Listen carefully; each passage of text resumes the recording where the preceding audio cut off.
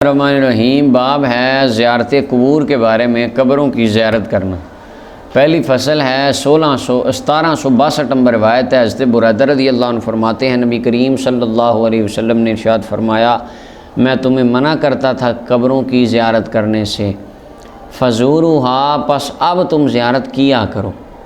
پہلے ابتدائے اسلام میں قبروں کی زیارت اس لیے منع تھی کیونکہ مسلمانوں کی قبریں تو اس وقت بنی نہیں تھیں، مشرکین کی قبریں تھیں اس وقت، لہٰذا زیارت قبور منع تھی ان کی قبر پہ۔ کہ وہ قرآن کہتے ہیں وَلَا تَقُمْ عَلَىٰ قَبْرِهِ، کہ جو کافر ہو اس کی قبر پہ کھڑے بھی نہ ہوں آپ۔ اور دوسرا یہ ہے کہ تازی بت پرستی چھوڑی تھی تو قبروں پر جانا منع تھا کہ کہیں لوگ جا کے قبروں کے اوپر دوبارہ اس طرح کا کوئی سلسلہ شروع نہ کر دیں۔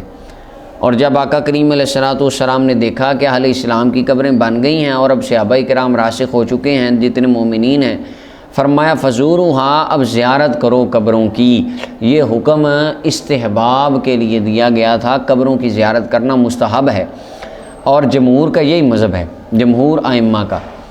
بعض ائمہ نے اس پر اجماع کا دعویٰ کیا ہے، اچھا جی، اور امام ابن عبد البر نے بعض علماء سے اس کے وجوب پر استدلال کیا ہے کہ زیارت قبور کرنا واجب ہے، اچھا جی۔ اور پھر یہاں پہ ایک اور بات ہے کہ نبی کریم صلی اللہ علیہ وسلم نے مطلقاً فرمایا زوروہا، تم سب زیارت کیا کرو۔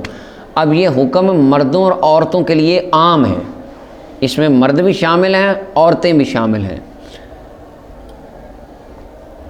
آگے وہ ایک حدیث روایت اور بھی آتی کتابوں میں کہ نبی کریم صلی اللہ علیہ وسلم نے قبروں کی زیارت کرنے والی عورتوں پر لعنت فرمائی ہے۔ ملا علی قاری رحمۃ اللہ علیہ فرماتے ہیں یہ اپنا زیارت قبور منع ہونے سے پہلے کی بات ہے، کہ جب زیارت قبور منع تھی نا، اس رخصت سے پہلے کی بات ہے، جب زیارت قبور مردوں کے لیے منع تھی اسی وقت عورتوں کے لیے یہ حکم تھا کہ جو قبروں کی زیارت کے لیے جائے اس پر لعنت ہے۔ حالانکہ پیچھے حدیث گزر چکی ہے، خاتون کو حضور نے اپنے بچے کی قبر پہ بیٹھے دیکھا، رو رہی تھی۔ اگر زیارت قبور منع ہوتی تو حضور اس کو زیارت سے ہی منع کر دیتے، حالانکہ آپ نے اس کو قبر پر آنے سے منع، بلکہ آپ نے فرمایا کہ رونا منع ہے، یہاں پر رونا صبر کرو، اچھا جی۔ لیکن خواتین کی چونکہ عادت ہوتی ہے کہ وہ ان کے اندر جزع فضا اور قلت صبر ہوتی ہے اور رونا عادت ہے، لہذا بہتر علماء کہتے ہیں کہ عورت قبر پہ نہ جائے، سوائے اس کے کہ گنبد خضرا پر وہ جا سکتی ہے، نبی کریم صلی اللہ علیہ وسلم کی قبر کی زیارت کے لیے وہ جا سکتی ہے۔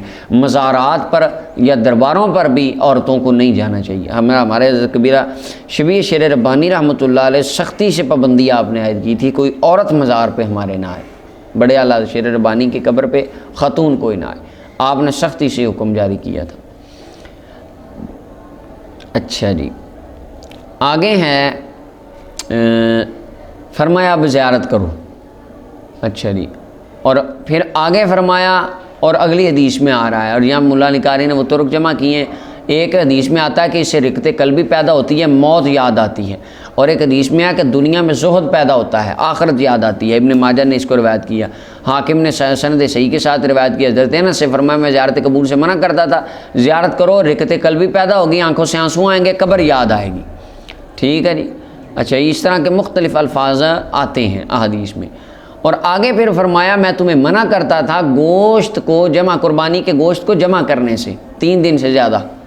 پہلے ابتدا میں حکم تھا کہ 3 دن سے زیادہ قربانی کا گوشت رکھنا منع ہے، ابتداء اسلام میں یہی حکم تھا۔ اس کی وجہ صحابہ کرام کچھ غریب تھے، ٹھیک ہے، تو غربت کے پیش نظر کہا کہ جو قربانی کرے 3 دن میں جتنا کھا سکتا ہے کھا لے، باقی سب بانٹ دے، کیونکہ جو نہیں کر سکتے ان کا خیال رکھا جائے۔ جب وہ تنگیاں ختم ہوئیں اور اکثر صحابہ قربانی کرنے لگے، پھر یہ حکم منسوخ ہو گئے۔ فرمایا اب میں تمہیں حکم دیتا ہوں فامسکوا ما بدا لکم، جتنا تم چاہو، جتنا تمہارے لیے واضح ہو تم روک لو، ٹھیک ہے جی، اچھا جی۔ پہلے منع تھا، پھر یہ بھی ختم ہو گیا۔ اور فرمایا میں تمہیں منع کرتا تھا نبیذ پینے سے، مگر اس کے اندر مشکیزے کے اندر، کیونکہ مشکیزے کے اندر پانی جو ہے وہ ٹھنڈا رہتا ہے، پانی جلدی گرم نہیں ہوتا تھا، تو نبیذ یعنی پانی کے اندر کھجوریں ڈال دینا، اگر وہ گرم ہو کے وہ اس کے اندر جوش آتا تھا پانی میں، وہ نشے کی طرف چلا جاتا تھا۔ تو پہلے حکم تھا کہ صرف مشکیزے میں ڈال کے نبیذ پینی ہے، کیوں؟ کیونکہ مشکیزے میں پانی ٹھنڈا رہے گا، گرم نہیں ہوگا، لہذا اس کے اندر وہ استعمال نشے والا نہیں ہوگا۔ یعنی یہ شراب سے روکنے کے لیے کوئی بھی چیز جس میں ہلکا سا نشے کا شائبہ بھی آئے اسے منع کر دیا گیا تھا، اور پیچھے حدیثیں وہ گزر گئیں کتاب الایمان کے چیپٹر میں کہ نبی علیہ السلام نے ان برتنوں کو توڑ دینے کا حکم دیا جن میں شراب بنائی جاتی تھی، ایسے ہی ہے، لیکن بعد میں مولا علی قاری فرماتے ہیں ان کی حرمت منسوخ ہو گئی تھی۔ اسی طرح یہ تھا جب شراب کے بارے میں صحابہ کرام اور تمام مومنین ہر طرف عالم دنیا میں یہ بات راسخ ہو گئی کہ ہر چیز نشے والی حرام ہے، اس کے بعد محبوب علیہ السلام نے فرمایا اب جس برتن میں چاہو نبیذ پی لو، ہاں نشہ آور چیز کبھی نہ پینا، بس یہ حکم ہے۔ امام مسلم نے اسے روایت کیا۔ تو یہ دیکھیں اسلام میں بہت ساری اس طرح کی چیزیں تھیں جو ابتداءً تھیں، ان سے روکا گیا، بعد میں ان کی اجازت دے دی گئی۔ پہلے ان کی اجازت تھی، بعد میں روک دیا کہ بہت ساری چیزیں تھیں۔ 1763 نمبر روایت ہے، حضرت ابو ہریرہ رضی اللہ عنہ فرماتے ہیں کریم صلی اللہ علیہ وسلم نے اپنی امی جان کی قبر کی زیارت فرمائی۔ یہ حدیبیہ سے واپسی تھی، تقریباً 1400 صحابہ کرام کا ساتھ حضور کے مجمع تھا۔ حضور قافلہ لے کر اپنی امی جان کی قبر پہ گئے۔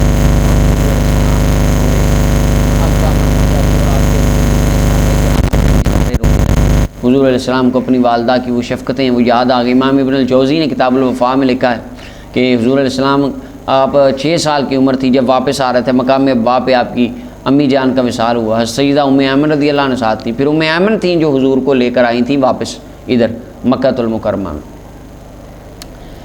اچھا جی، تو حضور فرماتے ہیں میں نے اپنے رب سے اجازت مانگی کہ میں ان کے لیے اپنی اماں کے لیے بخشش کی دعا کروں، تو مجھے بخشش کی اجازت، دعا کرنے کی اجازت نہیں دے گی۔ حافظ ابن حجر اسقلانی نے کمال بات کی۔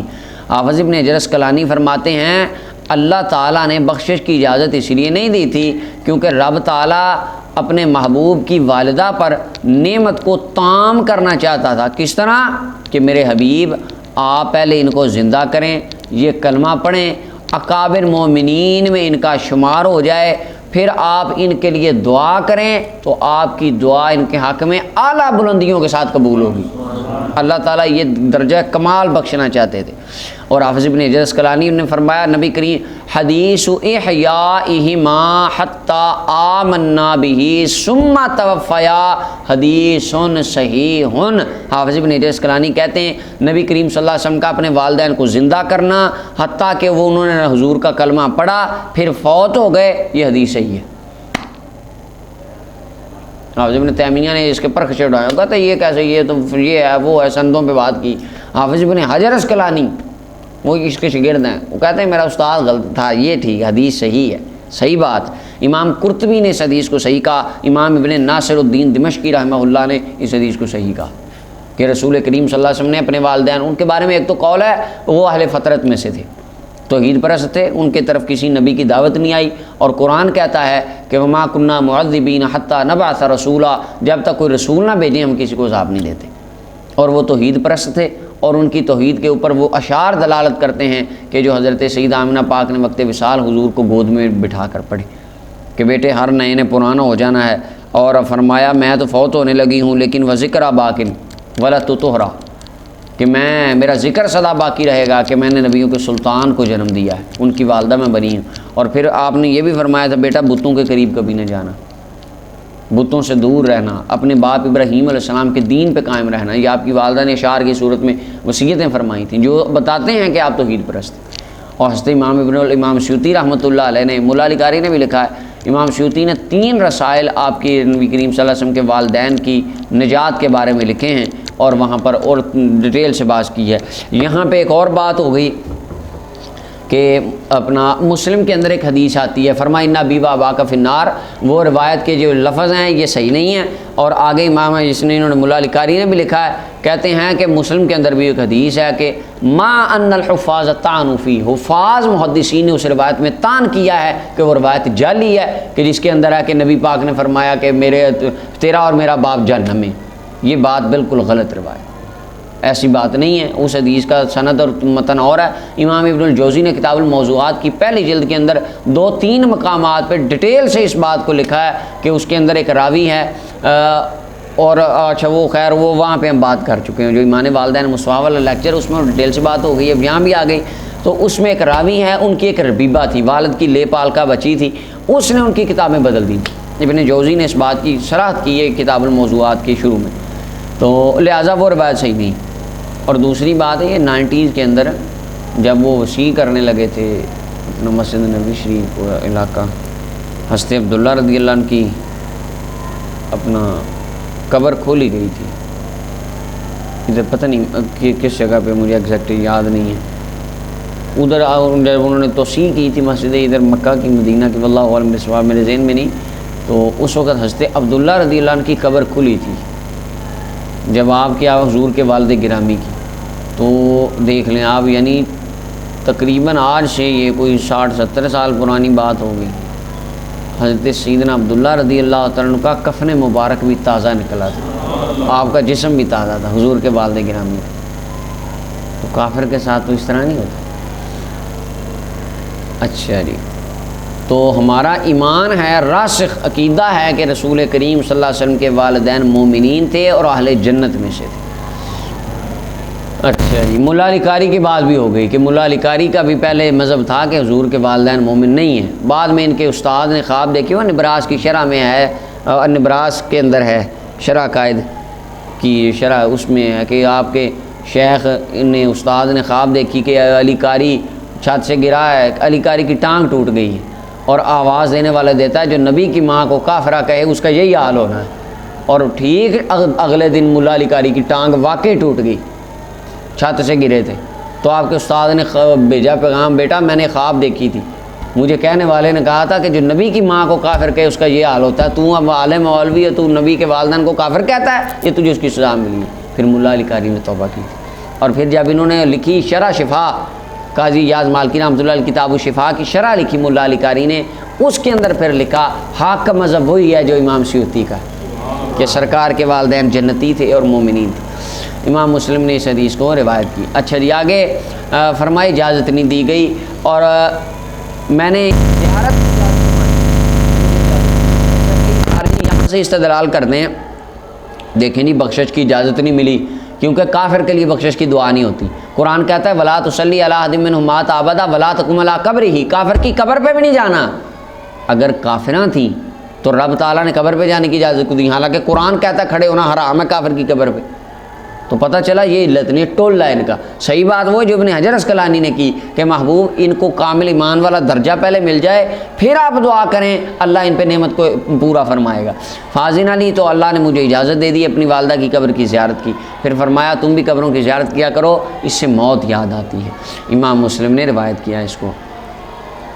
1764 نمبر روایت ہے، حضرت برائدہ فرماتے ہیں نبی کریم صلی اللہ علیہ وسلم سکھاتے تھے اپنے صحابہ کو، جب قبرستان کی طرف جاؤ تو کہو السلام علیکم، السلام علیکم اہل الدیار من المؤمنین والمسلمین، اے مومنین اور مسلمانوں کے گھر والوں تم پر سلام ہو۔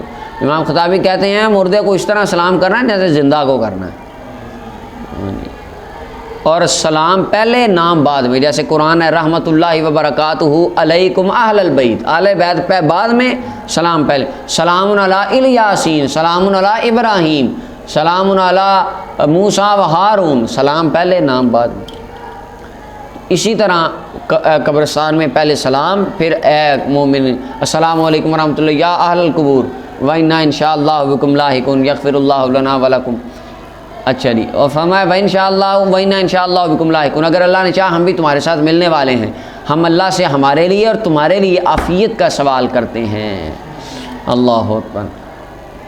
اچھا جی، اب میت کو خطاب ہو رہا ہے، اور وہ حدیث پیچھے گزر گئی کہ فرمایا جو بندہ مومن کی قبر پہ گزرتا ہے، جو اس کو دنیا میں پہچانتا تھا، سلام کرتا ہے، وہ سنتا بھی ہے، سلام کا جواب بھی دیتا ہے۔ اچھا جی، اس حدیث کو امام مسلم نے روایت کیا۔ دوسری فصل ہے 1765 نمبر روایت ہے، حضرت ابن عباس فرماتے ہیں نبی کریم صلی اللہ علیہ وسلم مدینہ کی قبروں پر گزرے، حضور ان پر اپنے چہرے کے ساتھ متوجہ ہوئے۔ اس میں یعنی دلالت ہے حدیث میں کہ میت کے اوپر سلام جب بندہ کرے تو مستحب ہے کہ اس کی قبر کی طرف منہ کر کے سلام کرے۔ اچھا جی، تو نبی کریم صلی اللہ علیہ وسلم نے فرمایا السلام علیکم یا اہل القبور، اے قبروں والو تم پر سلام ہو، اللہ ہمیں اور تمہیں بخشے، تم ہم سے پہلے چلے گئے، ہم تمہارے پیچھے آنے والے ہیں۔ امام ترمذی نے روایت کیا، فرمایا حدیث حسن غریب ہے۔ 1766 نمبر روایت ہے، یہاں پہ پھر مولا علی قاری وہ بات کرتے ہیں کہ مردہ بندے کی زیارت اسی طرح جیسے زندہ کی زیارت ہے، اور جا کے قبر کے اتنا دور بیٹھے جس طرح یہ اتنا فاصلہ ہے بندے کا، جس طرح زندہ بندہ فاصلے پہ بیٹھتا ہے نا جتنے، اسی طرح آخر قبر کے اوپر جا کر بیٹھے، لیکن قبر کو ہاتھ نہ لگائے، قبر کو چومے نہ، یہ عیسائیوں والا کام۔ بعض علماء کہتے ہیں ماں باپ کی قبر کو چوم سکتا ہے، عام عوام الناس کے لیے ہے، وہ اولیاء کی قبر پہ بھی جائیں، دور کھڑے ہوں، ہاتھ نہ لگائیں، چومے نہ، بس دعا کریں اور آ جائیں۔ اچھا جی، تیسری فصل ہے 1766 نمبر روایت، معاشر رضی اللہ عنہ فرماتی ہیں نبی کریم صلی اللہ علیہ وسلم جب ان کی رات ہوتی ہے معاشہ پاکی، تو آپ فرماتی ہیں حضور رات کے آخری حصے میں بقیع کی طرف چلے جاتے، قبرستان مدینہ طیبہ کا۔ اچھا جی، حضور فرماتے اے مومنین کے گھر والوں تم پر سلام ہو، تمہارے پاس آ گیا جس کا تم وعدہ کیے گئے تھے، تمہیں یعنی کل تک مہلت دی گئی اور تمہارے پاس زندگی کی جتنی مہلت تھی وہ تمہیں ملی، اب تمہارے پاس آ گیا کہ جس کا تمہارے ساتھ وعدہ کیا گیا تھا، اور تمہیں تمہارا اجر اب قبروں میں مل رہا ہے، نیکوں کو نیکی ملتی ہے اور کفار کو ان کی سزا ملتی ہے۔ اگر اللہ نے چاہا ہم بھی تمہارے ساتھ ملنے والے ہیں، اللہ بقیع غرقد والوں کی بخشش فرما دے، یعنی تمام قبرستان والوں کے لیے بخشش کی دعا کرنا بھی حضور کی سنت ہے، یعنی تمام مومنین کی۔ اب یہ نہ ہو قبرستان میں کوئی صحیح بھی ہو تو مراد اس سے نہیں، تو مراد ہماری یہی ہوگی آج اللہ اس قبرستان میں تمام مسلمین مسلمات مومنین مومنات مدفون، اللہ ان کی بخشش فرمائے۔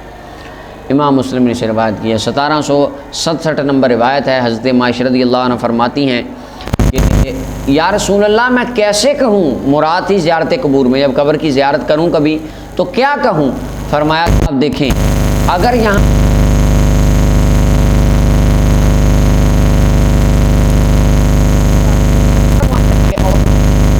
زیارت کرنا حرام ہے، علیہ السلام نے فرمایا کہ اے مومنین اور مسلمین کے گھروں والوں تم پر سلام ہو، اس طرح کہو جا کے کہ اے مومنین اور مسلمانوں کے گھر والوں تم پر سلام ہو، اور اللہ تعالیٰ رحمت فرمائے جو ہم میں سے آگے چلے گئے اور جو پیچھے آنے والے ہیں، اور بے شک ہم بھی اگر اللہ نے چاہا تمہارے ساتھ ملنے والے ہیں۔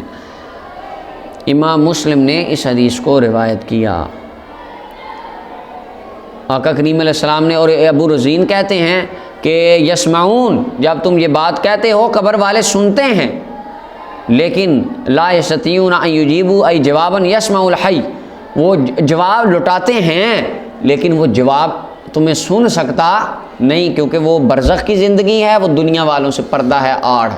حضور نے فرمایا نا کہ جب اس کو عذاب دیا جاتا ہے تو اس کی آواز ہر انسانوں پوری دنیا کی ہر شے سنتی ہے، آسمان و زمین کی، سوائے انسانوں کی۔ اگر انسان سن لیں تو یہ اپنا مردوں کو دفن کرنا چھوڑ دیں اور بے ہوش ہو جائیں، اس طرح کی روایتیں آتی ہیں۔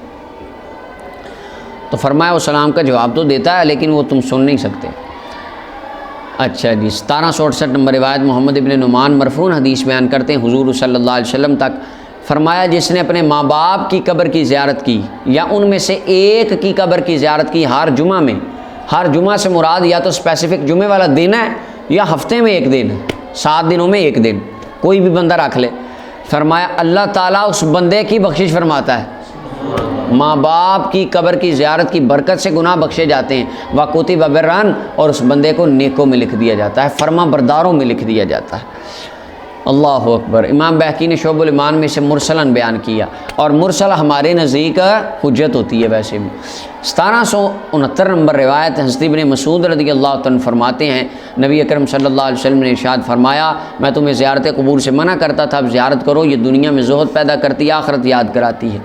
اور ملا علی قاری کہتے ہیں، علماء فرماتے ہیں اذا تحیرتم فی الامور فاستعینوا باہل القبور، جب کاموں میں پھنس جاؤ نا تو قبر والوں سے مدد مانگا کرو۔ کس طرح؟ کہ قبرستان جاؤ، یعنی وہاں پر قبریں دیکھو گے اور تمہیں دنیا تھوڑی سی بھولے گی، آخرت یاد آئے گی، خدا یاد آئے گا، تو ان کو دیکھ کر تم آخرت کی یاد پکڑنے میں تمہاری مدد ہو جائے گی۔ مراد اس سے یہ ہے قبروں والوں سے مدد مانگنا۔ اچھا جی، اور آخرت جا، امام ابن ماجہ نے سے روایت کیا۔ 1770 نمبر روایت ہے، حضرت ابو ہریرہ رضی اللہ عنہ فرماتے ہیں نبی علیہ الصلوۃ والسلام نے لعنت فرمائی قبروں کی زیارت کرنے والی خواتین پر۔ اس سے امام احمد ترمذی ابن ماجہ نے روایت کیا۔ اچھا، اس سے مراد ایک تو یہ ہے جو بانسور کے قبر پہ جائے، جس طرح کہ آج اکثر طور پہ خواتین یہ لاپرواہی کرتی ہیں، مزارات پہ جانا، تیار ہو کے فیشنیبل ہو کے مزار پہ جا رہی ہیں، تو اس طرح کی خواتین پر لعنت کی گئی ہے۔ یا دوسرا اس کا معنی یہ ہے لعن زوارات القبور، کثرت سے قبروں کے بلا وجہ آنے جانے والی قبروں کی زیارت، یہ ہے اس یہاں ایک۔ پھر بعض علماء نے کہا یہ بات پہلے کی بات، آگے امام ترمذی کا کلام، ترمذی کہتے ہیں حدیث حسن صحیح ہے۔ بعض کی اہل علم کی رائے ہے کہ یہ نبی کریم صلی اللہ علیہ وسلم نے جو زیارت قبور کی رخصت دی اس سے پہلے کی بات ہے، جب رخصت دے دی تو خواتین اور مرد سارے اس رخصت میں داخل ہیں، سب کو چھٹی ہے۔ بعض کہتے ہیں کہ آج بھی عورتوں کے لیے زیارت قبور مکروہ ہے کیونکہ ان میں صبر کم ہوتا ہے اور جزا فضا زیادہ ہوتا ہے۔ امام ترمذی کا کلام یہاں پورا ہو گیا، ٹھیک ہے جی۔ اچھا جی، 1771 نمبر روایت ہے، عائشہ رضی اللہ تعالیٰ عنہ فرماتی ہیں میں داخل ہو جاتی تھی اپنے گھر میں جس میں رسول کریم صلی اللہ علیہ وسلم تھے، جہاں حضور علیہ السلام دفن تھے، اس حجرے میں آ جاتی اور میں کو زیادہ پردے کا اہتمام نہ کرتی، نقاب نہ کرنا، عام جس طرح روٹین گھروں میں ہوتا ہے، اور میں کہتی کہ یہ میرے خامند ہیں اور میرے والد ہیں، یعنی ایک قبر میرے خامند کی ہے نبی کریم صلی اللہ علیہ وسلم کی، ایک قبر میرے ابا جی کی حضرت ابوبکر صدیق رضی اللہ عنہ کی۔ جب حضرت عمر دفن ہوئے ان کے ساتھ، اللہ کی قسم میں جب بھی داخل ہوتی میں اپنے کپڑوں کو سختی سے باندھ کر، مراد کیا ہے سخت پردہ کر کے جاتی، حضرت عمر سے حیا کرتے ہوئے۔ یعنی آپ کا یہ عقیدہ تھا۔ امام حاکم نے مستدرک میں سے لکھا اور کہا اس کی سند صحیح ہے، اور امام احمد بن حنبل نے مسند میں سے روایت کیا۔ اب یہاں پہ ہے کہ عائشہ رضی اللہ عنہ کا عقیدہ تھا کہ اہل قبور اپنی قبروں پر آنے والوں کو دیکھتے ہیں، ان کو نظر آتے ہیں موبائل۔ اچھا ہاں، اب یہاں پہ ہے فرشتے بھی ہمیں دیکھتے ہیں، اللہ بھی ہمیں دیکھتا ہے۔ خارجی یہاں پہ کہتے ہیں اچھا اگر قبر والے کو اندر سے باہر وہ نظر آ رہا ہے تو اس کو اپنا آنے والے کا جسم نظر کیوں نہیں آتا پھر؟ اما عائشہ رضی اللہ عنہ یہ بتا رہی ہیں کہ میں پردے کا اہتمام کر کے جاتی۔ اس سے آپ کا یہ بھی عقیدہ واضح ہو رہا ہے کہ قبر والا یہ پردے میں، لباس میں اللہ نے ایسی قوت رکھی ہے کہ قبر والا بھی انسان کے وجود کو دیکھ سکتا نہیں، لباس نظر آتا ہے اسے بھی، سمجھ آئی ہے؟ اس میں اتنی طاقت ہے۔ اللہ ہمیں دیکھتا ہے کہ نہیں؟ اللہ ہمارے سرائر کو، دلوں کو جانتا ہے۔ فرشتے بھی ہمیں دیکھتے ہیں، تو کیا فرشتے ہمیں اپنا پورے انسان فرشتوں کو ننگے نظر آتے ہیں؟ نہیں، لباس میں اتنی طاقت۔ ہاں اللہ تعالیٰ تو ہر دلوں کے رازوں کو جانتا ہے، اسے کوئی چیز چھپی ہوئی نہیں ہے، لیکن بندہ لباس کے ساتھ کس طرح ہے کہ اللہ نے اس میں اتنی قوت رکھی ہے، ہر بندہ اس کے وجود کی طرف، ہر شے، ہر جن یا ہر فرشتہ انسان کے وجود کی طرف نہیں دیکھ سکتا۔ اللہ تعالیٰ جن کو اطلاع ڈیوٹی لگائے جس طرح چاہے وہ اس کی ہے، وگرنہ اس پردے میں اتنی طاقت ہے۔ اور یہ عائشہ رضی اللہ عنہ کا عقیدہ بتا رہا ہے کہ میں نقاب پردہ کر کے جاتی کیونکہ آپ کو پتہ تھا کہ انسان کے پردے کے پیچھے کچھ نظر نہیں آتا، اس میں اتنی طاقت ہے۔ تو اس کے اندر یہ تھا کہ وہ دیکھتے ہوتے ہیں اور انہیں باہر والے لوگوں کا پتہ ہوتا ہے کون ہے۔ اچھا جی، اور آگے امام طیبی کہتے ہیں اس میں پتہ چلا کہ میت کا احترام اسی طرح جس طرح زندہ کا احترام ہے، یعنی جس طرح دنیا پہ پردہ کر کے جانا اور احترام کے ساتھ کسی کو ملنا، قبر میں بھی، قبر کی جس کی قبر پہ جانا اسے بھی اسی طرح کا حیا ہونا چاہیے جس طرح زندہ میں تھا، اس کی زندگی میں تھا۔ اور یہ شرح الصدور میں امام سیوطی روایت لائے ہیں کہ حضرت امام ابن ابی شیبہ مصنف ابن شیبہ کے حوالے سے صحابی رسول عقبہ بن عامر کہتے ہیں کہ میں کسی آگ کے انگارے کے اوپر سے گزر جاؤں یا تلوار کے اوپر سے، حتیٰ کہ میرا پاؤں کٹ جائے یا جل جائے، یہ بہتر ہے اس کی بنسبت کہ میں کسی قبر کے اوپر سے گزروں۔ اللہ اکبر۔ اور فرمایا کہ جو کوئی مجھے پرواہ نہیں ہے کہ میں قبروں میں قضائے حاجت کے لیے بیٹھ جاؤں یا بازار میں بیٹھ جاؤں، لوگ دیکھتے ہوں، یعنی جس طرح لوگ بازار میں بیٹھے بندے کو دیکھتے ہیں اسی طرح قبر والے قبرستان میں بیٹھے بندے کو دیکھتے ہیں۔ اور امام ابن ابی دنیا نے کتاب القبور میں روایت کیا حضرت سلیم بن غفران سے کہ وہ ایک مقبرہ میں گزرے اور ان کو پیشاب کا غلبہ، قضائے حاجت ہو رہی تھی، ان کو کہا گیا آپ ادھر ہی پیشاب کر لیں۔ فرمایا واہ کیا بات، بڑی بات کی ہے، اللہ کی قسم قبروں والوں سے اسی طرح حیا میں کرتا ہوں جس طرح زندہ لوگوں سے حیا۔